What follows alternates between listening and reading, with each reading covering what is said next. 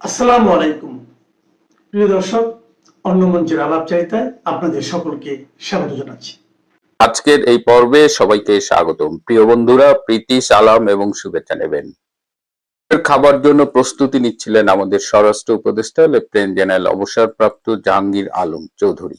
ঠিক এমন সময় যমুনা থেকে একটি জরুরি ফোন এলো, তাকে এখনই যেতে হবে। তিনি তার প্রিয় শিং মাছ না খেয়ে সে অবস্থায় যমুনায় চলে এলেন এবং এসে দেখেন সেখানে একজন উচ্চ পর্যায়ের সামরিক কর্মকর্তা উপস্থিত হয়েছেন। তিনি এসেছেন মূলত ডক্টর মোহাম্মদ ইউনূসের সাথে দেখা করতে এবং তিনি একটি মিটিং এর সিডি নিয়ে এসেছেন। আপনারা শুনেছেন এই গতকাল এবং পরশু আলোচনা হচ্ছে যে উচ্চ পর্যায়ের জেনারেলরা সেনাপ্রধানের সাথে একটি ভার্চুয়াল মিটিং করেছে। সেই মিটিং এর একটি ভিডিও কপি তারা আনুষ্ঠানিকভাবে অফিসিয়ালি প্রধান উপদেষ্টাকে হস্তান্তর করেছে। এই আলোচনাটা কি হয়েছে এটা আপনারা ইতিমধ্যেই অনেকখানি জেনে গেছেন। সেখানে মোদ্দা কথায় বলা হয়েছে যে আর্মি কোনো রাজনৈতিক উদ্দেশ্যে ব্যবহৃত হবে না। তারা একটা free fair and inclusive election চায় এবং free fair and inclusive election হলে তারা সর্বরকমের সহযোগিতা করবে। যদি তার ব্যত্যয় ঘটে, যদি কোনো বিতর্কিত নির্বাচন হয়, যদি ইনক্লুসিভ নির্বাচন না হয়, তাহলে আর্মি সেই নির্বাচনে সরকারকে সহযোগিতা করবে না। এটি নিয়ে জেনারেলরা সেনাপ্রধানের সাথে আলোচনা করেছে। এই আলোচনারই একটা ভিডিও কপি গতকাল যমুনায় হ্যান্ডওভার করা হয়েছে এবং গতকাল আপনারা আরো দেখেছেন যে একটা মিটিং শেষে সাংবাদিকদের সাথে কথা বলেছেন এই স্বরাষ্ট্র উপদেষ্টা সেখানে বলেছেন যে মাঠ পর্যায় থেকে যে 50% আর্মি উইথড্র করা হয়েছে, এই 50% যেন উইথড্র না করা হয়, এর জন্য এই স্বরাষ্ট্র উপদেষ্টা সেনা প্রধানের সাথে নেগোশিয়েট করছেন এবং তিনি সেই কথাটি বলেছেন যে 50% পয়লা নভেম্বর থেকে ব্যারাকে ফিরে গেছে, তারা ফিরে গেছে এবং সেটা সত্যি, সেটা গুজব নয়। তো এই বাস্তবতায় জেনারেল সেনা প্রধান জেনারেল ওয়াকার তিনি তো, আমি বারবার বলেছি, তিনি তো আসলে জামাতপন্থী একজন অফিসার, যেটা একজন সেনাবাহিনীর একজন কর্মকর্তার কোনো রাজনৈতিক ইনভলভমেন্ট থাকতে পারে না। বাট ওয়াকার বিলংস টু জামাত, একদম সে শপথ গ্রহণ করা একজন সদস্য, শিবিরের সে সদস্য ছিল। তার যে ষড়যন্ত্র ছিল যে সেনা বাহিনীকে দুর্বল করে ইরানের স্টাইলে একটা republic guard, Islamic republic guard গড়ে তোলা, সেই জায়গাটার বিরুদ্ধে আমার মনে হয় যে একটা বড় রকমের বাধা সৃষ্টি করেছে। সাধারণ আর্মিরা এখন আর ভাড়া খাটতে চায় না কারো রাজনৈতিক উদ্দেশ্য বাস্তবায়নের জন্য। তারা বারবার বলতেছে যে army as an institution it should remain neutral and professional.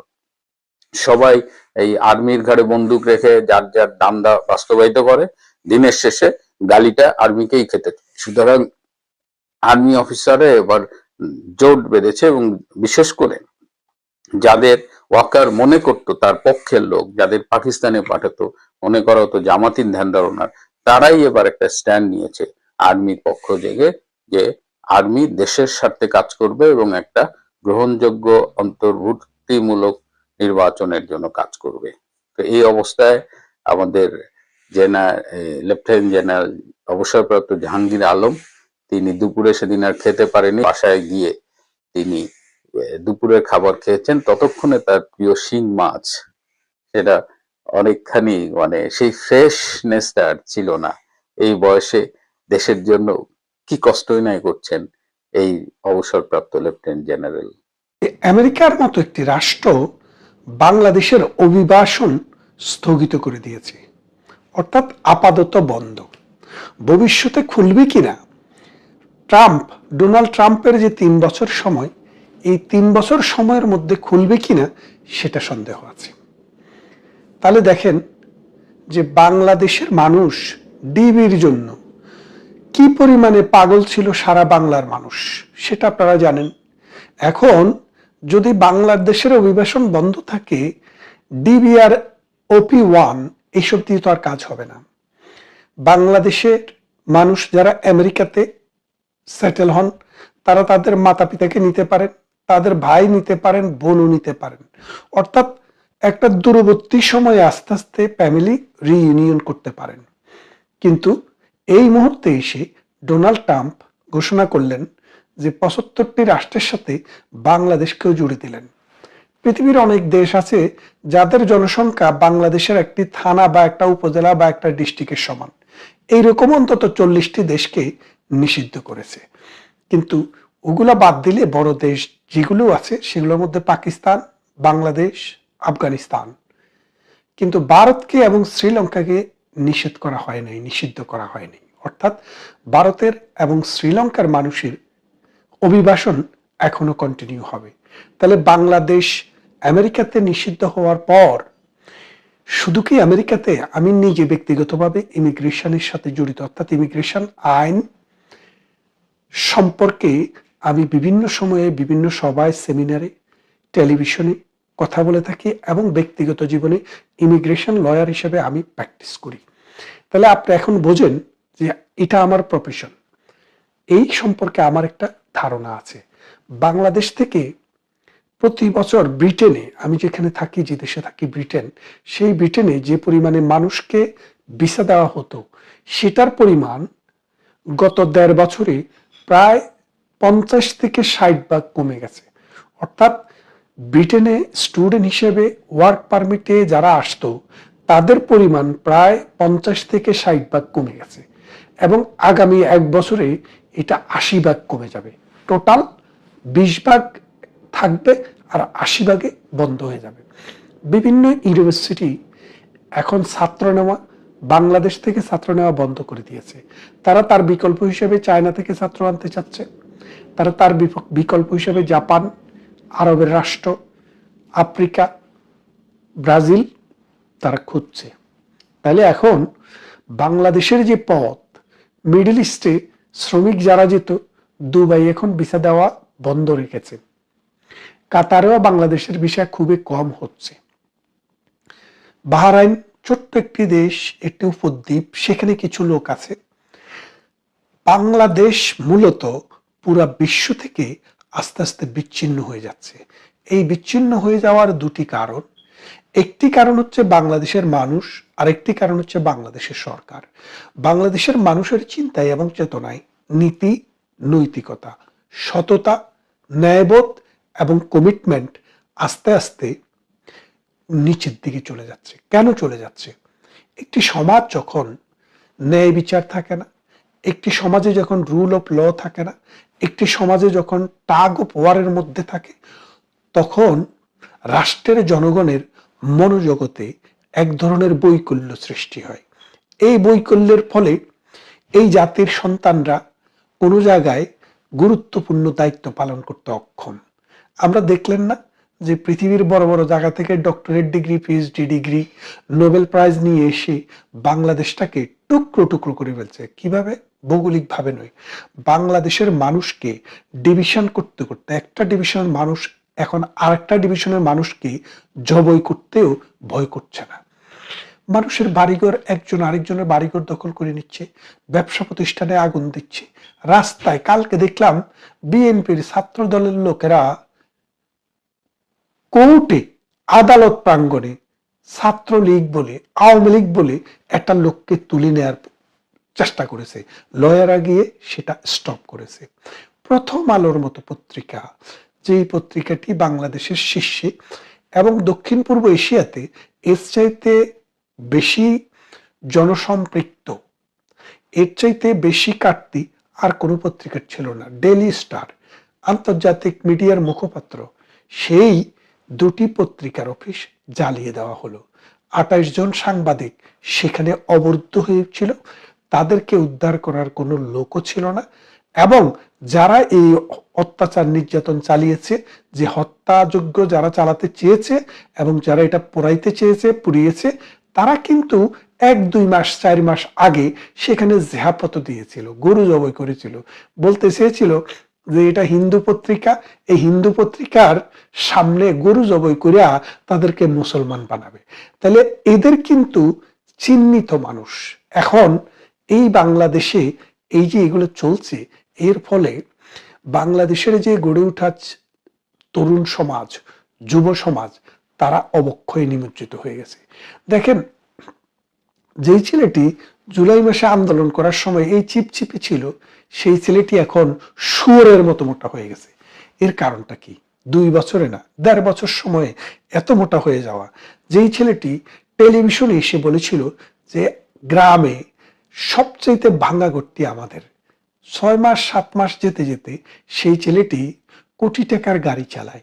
সেই ছেলেটির বাড়িটি দেনাদেন দোতলা বাড়ি হয়ে যায়।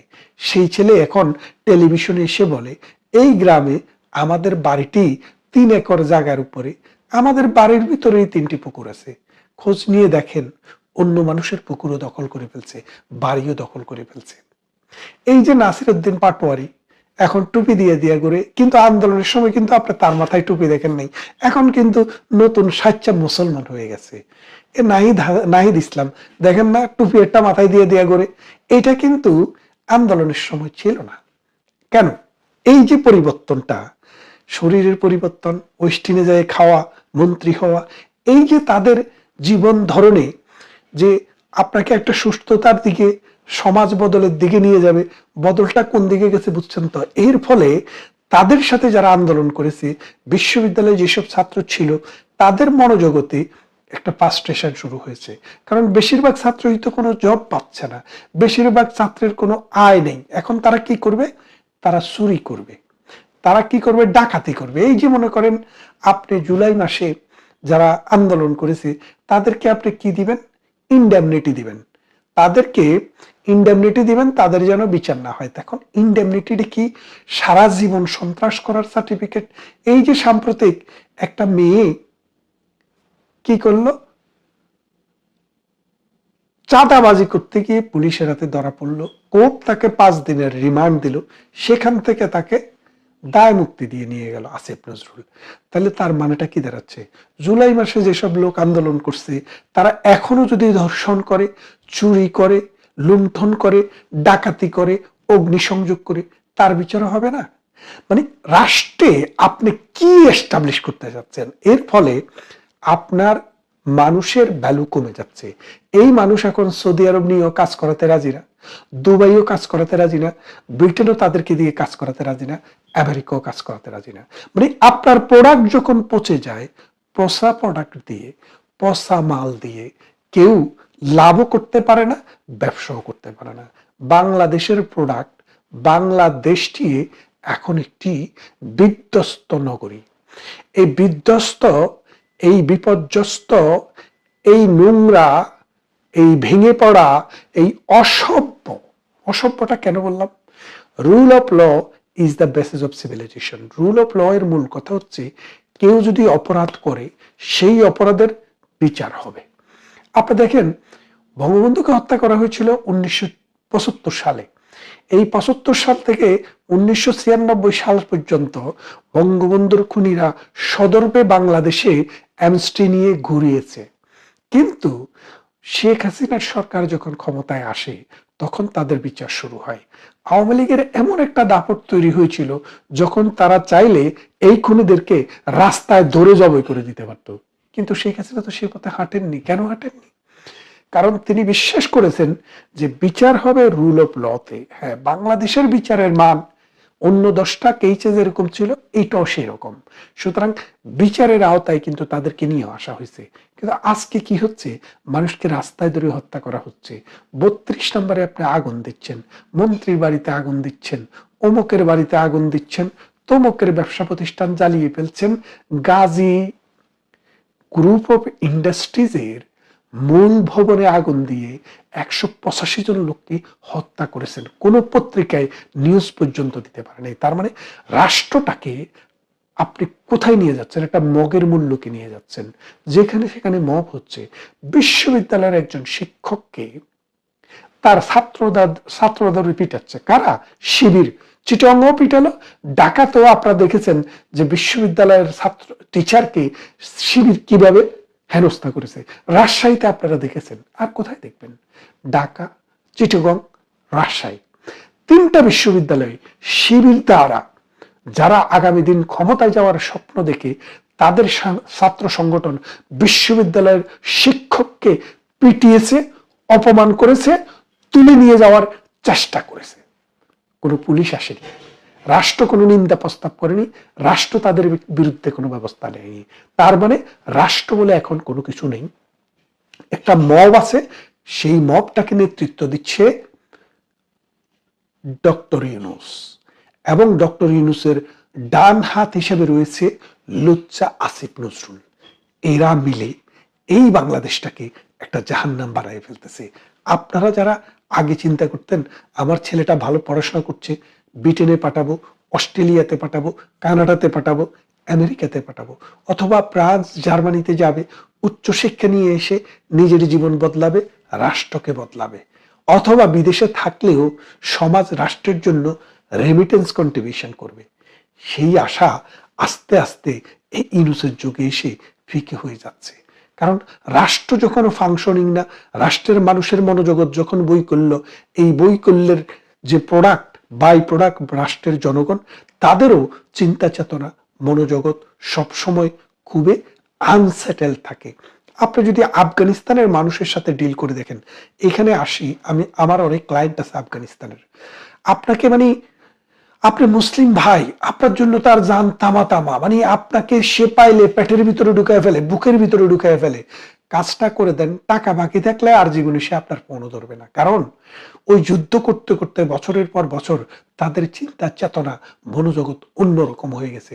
আপনি দ্য এংরি ওয়াইফ অস্কার ওয়াইল্ডের একটা বই পড়েছিলাম, সে বইতে অস্কার ওয়াইল্ড তার মানে আমেরিকার সিভিল ওয়ার নিয়ে কথা বলেছিলেন। তো আমেরিকার সিভিল ওয়ারে যখন শুরু হয় তখন এক তরুণ তরুণী দুইজনে বিয়ে করেছে, ইয়াং মানুষ।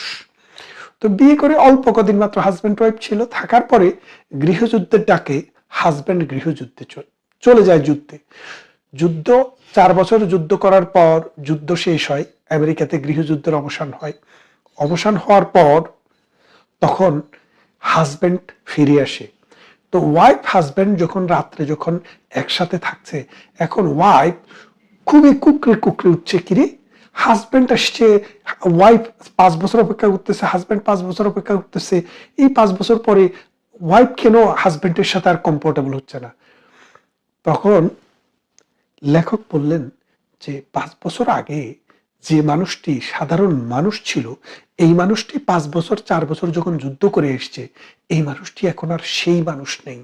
এখন এই মানুষটার মধ্যে হায়নার একটা রূপ, এই মানুষটার মধ্যে হিংস্রতা, দানবীয়তা, হত্যা, দড়ি পালানো, জীবন বাঁচানো, এগুলো নিত্য নৈমিত্তিক ব্যাপার। যে কোমলতা স্ত্রীর সাথে, সেটাও তার মধ্য থেকে বিলুপ্ত হয়ে গেছে। ঠিক তেমনি সমাজ যখন অস্থির থাকে, সমাজে যখন ন্যায় বিচার থাকে না, সমাজে যখন রুল অফ ল থাকে না, কোনো নর্ম থাকে না, রুল বাদ দেন, সমাজে তো অনেকগুলো নর্ম আছে যে আমরা একটা সমাজে বসবাস করি, আওয়ামী লীগ, বিএনপি, জাতীয় পার্টি, জামাত, নানান দলের হতে পারে, কিন্তু আমাদের মধ্যে একটা বন্ধন ছিল, সেই বন্ধনটা নষ্ট হয়ে গেছে। সমাজ যখন হাদির মতো একটা সিসকে, এটা খিস্তি খেউর গাওয়া লোককে জাতীয় বীরের মর্যাদা দেয়, রাষ্ট্র যখন এইরকম একটা গালি সর্বস্ব ব্যক্তিকে রাষ্ট্রের শোক প্রকাশ করে, তখন রাষ্ট্র যে ভঙ্গুর, রাষ্ট্রের যে আর কোনো নীতি নৈতিকতা আদর্শ রয়েছে সেটা আর ভাবা যায় না। তাই শুধু বাংলাদেশে নয়, সারা বিশ্বে বাংলাদেশ আজ অপমানিত, নিষিদ্ধ, এবং বাংলাদেশকে সবাই অ্যাভয়েড করার চেষ্টা করছে। আসুন, এখনই সময় আপনার, আমার, আমাদের সন্তানদের প্রজন্মের, আপনার প্রজন্মের মানুষদের জন্য এই দেশটাকে যদি একটা সুষ্ঠু মানুষের দেশ করতে হয়, আসুন রুল অফ লকে প্রতিস্থাপন করি এবং এই মৌলবাদ, এই জঙ্গিবাদ, এই ইউনূসবাদকে লাল কার্ড দেখাই। ইতিমধ্যেই আপনারা জেনেছেন যে গতকাল দুজন সাবেক মার্কিন কূটনীতিক যমুনায় গিয়ে ডক্টর ইউনূসের সাথে দেখা করেছেন এবং সেখানে বেশ কিছু হটটক হয়েছে। এর বাইরে আরেকটি খবর আমরা পেয়েছি মূলত সোশ্যাল মিডিয়া এবং মেইন মিডিয়ায়, সেটা হলো যে বাংলাদেশ সহ 75টা দেশের মার্কিন ভিসা প্রক্রিয়া আপাতত স্থগিত করা হয়েছে। আজকে এই দুটো বিষয় নিয়ে কথা বলবো। প্রথমেই কথা বলছি যে মার্কিন ভিসা প্রক্রিয়া স্থগিত করার এই যে বিষয়টা, এটা কি আসলেই সত্য কিনা নাকি এটা গুজব, এটা নিয়ে আমি একটু শুরুতে কথা বলবো, কারণ অনেকেই আজকাল যেটা দেখি যে অনেক বিষয়ই আমার সাথে ব্যক্তিগতভাবে যোগাযোগ করে একটু জানতে চান ঘটনাটা কি হয়েছে। তো আমেরিকান ভিসা যেটা, একটা কমন প্রশ্ন ছিল যে যাদের অলরেডি আমেরিকান ভিসা আছে তাদের কি হবে। তাদের কিছুই হবে না, যাদের অলরেডি আমেরিকান ভিসা আছে তাদেরটা অ্যাজ ইউজুয়াল তারা সেটা ব্যবহার করতে পারে। এর বাইরে এই যে ৭৫টা দেশ, এই দেশগুলোর তালিকা আপনারা নিশ্চয়ই দেখেছেন। সেই আফ্রিকার সেই যুদ্ধ পীড়িত দেশ, মঙ্গা পীড়িত, দারিদ্র পীড়িত দেশ, আমাদের বাংলাদেশের পাশাপাশি মিয়ানমারও সেখানে আছে, ইরান আছে। তো এরকম নানান দেশ আছে, কিন্তু এর মধ্যে বাংলাদেশের অন্তর্ভুক্তিটা আমাদের জন্য বেদনার। যে দেশটা আহ, মানে রাইজিং ছিল, ইকোনমিক্যালি সোশ্যালি সব দিক দিয়ে উন্নতির দিকে যাচ্ছিল, হঠাৎ করে সেই দেশটা এই ইউনুস ম্যাজিকের পাল্লায় পড়ে, এবং বিশেষ করে আমেরিকা যখন আমাদের এই ধরনের তালিকাভুক্ত করে তখন আমরা কষ্ট পাই। কারণ আমাদের অনেকেরই ধারণা ছিল যে ডক্টর ইউনুস তিনি তো আমেরিকার পাপেট, সুতরাং ডক্টর ইউনূস ক্ষমতায় থাকা মানে আমেরিকা দুহাত উজাড় করে আমাদের দেবে। কিন্তু আমরা দেখছি যে আমাদের সবচেয়ে বেশি নিংড়ায় নিচ্ছে আমেরিকা। যাই হোক, যে ভিসার বিষয়টা নিয়ে কথা বলছিলাম, যে আসলে কি সব ভিসা প্রক্রিয়া স্থগিত, সেটা নিয়ে একটা কনফিউশন ছিল। এই মার্কিন স্টেট ডিপার্টমেন্ট থেকে এই স্টেটমেন্টটা ইস্যু করা হয়েছে যে ৭৫টা দেশের ভিসা প্রক্রিয়া, এই ভিসাটা আসলে ইমিগ্রেশন রিলেটেড ভিসা, অর্থাৎ যারা গ্রিন কার্ডের জন্য অ্যাপ্লাই করছেন, বা একসময় ডিবি ভিসা ছিল, যে এখন তো আর বাংলাদেশের জন্য বোধহয় ডিবি ভিসা নাই, কিন্তু অন্য অন্য দেশের আছে, বা family immigration, family migration visa, এই ভিসাগুলোর আপাতত প্রসেসটা টেম্পোরারিলি বন্ধ করা হয়েছে। কিন্তু এর পাশাপাশি tourist visa, business visa, student visa, medical visa, conference visa, এগুলো অ্যাজ ইউজুয়াল থাকবে, এবং কয়েকটা ভিসার সাথে আবার বন্ড মানি যোগ হয়েছে, সেটা ঠিক আছে। কিন্তু এই যে যারা দীর্ঘমেয়াদে আমেরিকায় থাকার জন্য ভিসা অ্যাপ্লাই করবেন, সেই ইমিগ্রেশন ভিসার প্রসেসটা এই ৭৫টা দেশের জন্য স্থগিত করা হয়েছে।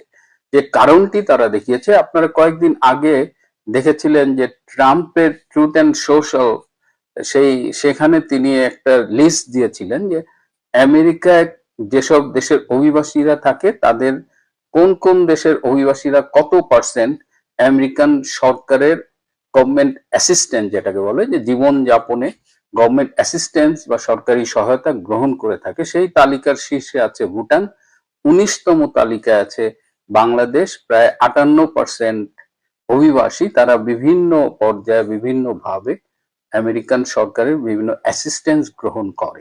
এই তালিকাটি যখন ট্রুথ সোশ্যালে ট্রাম্প দিয়েছিলেন, তখনই আমরা বুঝেছিলাম যে এর সাথে কিছু একটা আসতেছে।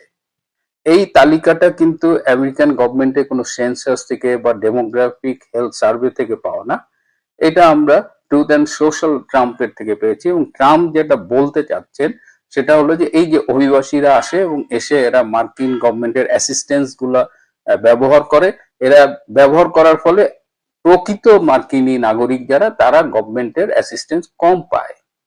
এটা ছিল ট্রাম্পের লজিক, এবং এই লজিক দেখেই এই স্টেট ডিপার্টমেন্ট থেকে এই ৭৫টা দেশের ইমিগ্রেশন রিলেটেড ভিসা প্রসেসটা আপাতত স্থগিত করা হয়েছে।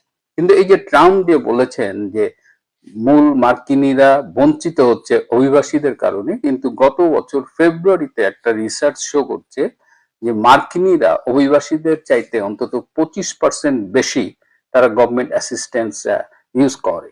সুতরাং ট্রাম্প যে কেবলমাত্র অভিবাসীদের উপরে দোষ চাপাচ্ছে, এটা কিন্তু মানে রিসার্চ বেসড ফাইন্ডিংস সাপোর্ট করে না। প্রথম দফায় যখন ট্রাম্প ক্ষমতায় এসেছিলেন তখন তিনি কিন্তু বলেছিলেন যে আমেরিকার ডেভেলপমেন্ট বা আমেরিকার অনেক কিছুতেই ইমিগ্রেন্টদের অনেক কন্ট্রিবিউশন রয়েছে, যেটার বিরুদ্ধে তিনি রয়েছেন এবং যেটা তার পলিটিক্যাল কমিটমেন্ট ছিল, ইললিগাল ইমিগ্রেশন।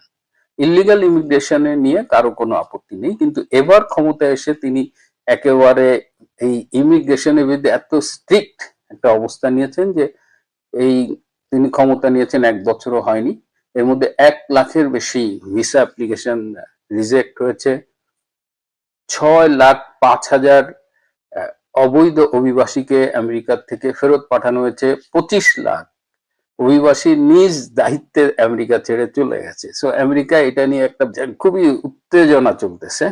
তো এই অবস্থায় বাংলাদেশ এই তালিকায় ঢুকে গেছে। সুতরাং যারা ইমিগ্রেশন রিলেটেড ভিসা অ্যাপ্লাই করতে চাচ্ছিলেন তাদের জন্য আপাতত অপেক্ষা করা ছাড়া কিছু নেই। তবে সামাজিক যোগাযোগ মাধ্যমে বা বাংলাদেশের বাংলা মিডিয়ায় কোনো কিছু দেখলেই বিশ্বাস না করে চেষ্টা করবেন যে আমেরিকান রিলেটেড মূল সংবাদ মাধ্যম বা মূল ওয়েবসাইটে কি ইনফরমেশন দেওয়া আছে। আমি আশা করি যে এই যে সাময়িকভাবে প্রক্রিয়াগুলো স্থগিত করা আছে এগুলো আস্তে আস্তে স্বাভাবিক হবে। তবে ডক্টর ইউনূস যতদিন থাকবে ততদিন শুধুমাত্র আমেরিকা নয়, সারা পৃথিবীতে বাংলাদেশের ইমেজ কিন্তু তলানিতে চলে গেছে। যে শ্রীলঙ্কা দেউলিয়া হয়ে গেলে আমরা তাদের টাকা ধার দিয়েছিলাম, সেই শ্রীলঙ্কায় বাংলাদেশিদের জন্য অন অ্যারাইভাল ভিসা ছিল, সেটা পর্যন্ত স্থগিত করা হয়েছে। বালিতে অন অ্যারাইভাল ভিসা ছিল বাঙালিদের জন্য, সেটা পর্যন্ত স্থগিত করা হয়েছে। অস্ট্রেলিয়ায় বাঙালিদের জন্য স্টুডেন্ট ভিসা আগে লেভেল 1 ছিল, এখন লেভেল 3-তে অনেক বেশি কঠিন করা হয়েছে।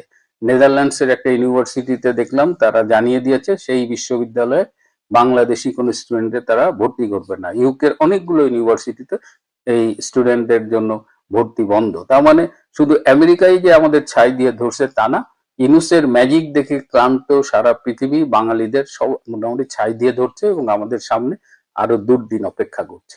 যাই হোক, এটির পরে আর যেটি নিয়ে কথা বলতে চাচ্ছিলাম সেটি হলো যে গতকাল এই আপনারা দেখেছেন যে যে দুজন মার্কিন কূটনীতিবিদ তারা ট্রাম্প প্রশাসনে আগে কাজ করেছেন, কিন্তু তারা প্রভাবশালী এবং এখনো তারা কিন্তু জড়িত, এবং তাদের মধ্যে একজন আবার ট্রাম্পের সাথে পারিবারিকভাবে ঘনিষ্ঠ। তারা হলেন সাবেক ভারপ্রাপ্ত under secretary of state Albert ব্রোমবিস এবং সাবেক ambassador at large Morse Tan. এই দুজন যমুনায় দেখা করেছে এবং বাংলাদেশের ব্যাপারে ভারতের যে মার্কিন রাষ্ট্রদূত সার্জিও গার্ড তিনিও কিন্তু গ্র্যাজুয়ালি ইনভলভ হচ্ছেন এবং এই এই দুজনরা কথা বলেছেন।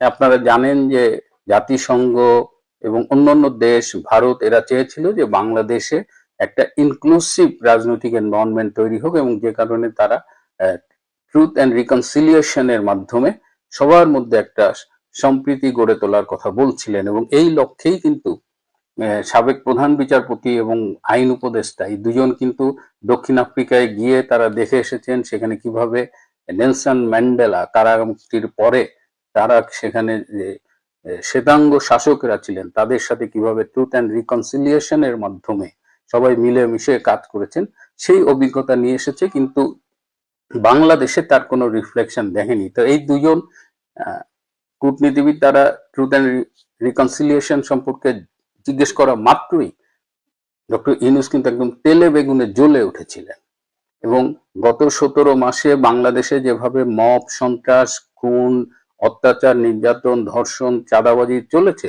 তাতে বাংলাদেশের ট্রুথ অ্যান্ড রিকনসিলিয়েশন তো দূরের কথা, কত বছর যে এই ক্ষত আমরা বহন করে বেড়াবো সেটা আল্লাহই জানে। এর বাইরেও যেটা আপনারা জানেন না সেটা হলো এই দুজন কূটনীতিবিদ তারা ডক্টর ইউনূসকে বলেছিলেন একটা ইনক্লুসিভ ইলেকশনের আয়োজন করতে। ডক্টর ইউনূস এটা করতে রাজি না, বরং তিনি খুবই ক্ষুব্ধ ছিলেন কালকে এই কথাগুলো শুনে এবং তখন কূটনীতিবিদরা জিজ্ঞেস করছিলেন যে এটা কি আপনার পার্সোনাল প্রবলেম।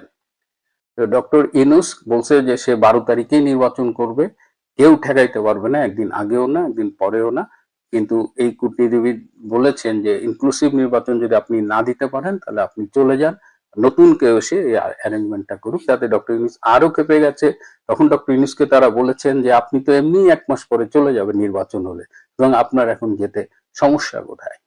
ডক্টর ইউনূসের উপরে কিন্তু আন্তর্জাতিক চাপ বাড়ছে। যে বিশ্ব ডক্টর ইউনূসের নামে মুগ্ধ ছিল তারা ডক্টর ইউনূসের প্রকৃত স্বরূপ দেখে অনেকেই ভীষণ হতাশ এবং আমি জানি যে শুধুমাত্র এই দুজন মার্কিন কূটনীতিবিদ না, আরো অনেক প্রাক্তন কূটনীতিবিদই এখন কথা বলছেন, কারণ তারা অনেকেই শেখ হাসিনার আমলে শেখ হাসিনার সাথে কাজ করেছেন, বাংলাদেশে পজিশন ছিলেন। তো তারা এখন দেখছেন যে একটা সাজানো গোছানো বাগান কিভাবে ধ্বংস হয়ে গেছে এই জুলাই আগস্টের কিছু জঙ্গি এবং এই আর্মির একটা বিপদগামী অংশের কুর মাধ্যমে। সুতরাং এখন কিন্তু বাংলাদেশের উপরে একটা আন্তর্জাতিক চাপ বাড়ছে, সাবেক কূটনীতিকরা অনেক সক্রিয় হয়েছে, আমাদের যে সম্প্রতি মার্কিন কূটনীতিবিদ এসেছেন, তিনি একটি রাজনৈতিক দলের এক নেতার সাথে মিটিং করেছেন। সো এই বিষয়গুলো হলো ডেভেলপমেন্ট। এখন দেখা যাক যে এই আন্তর্জাতিক চাপটা ডক্টর ইউনূস কিভাবে সামলান। প্রিয় বন্ধুরা, আজ এ পর্যন্তই। ভালো থাকবেন, সুস্থ থাকবেন। তার চেয়েও জরুরি হলো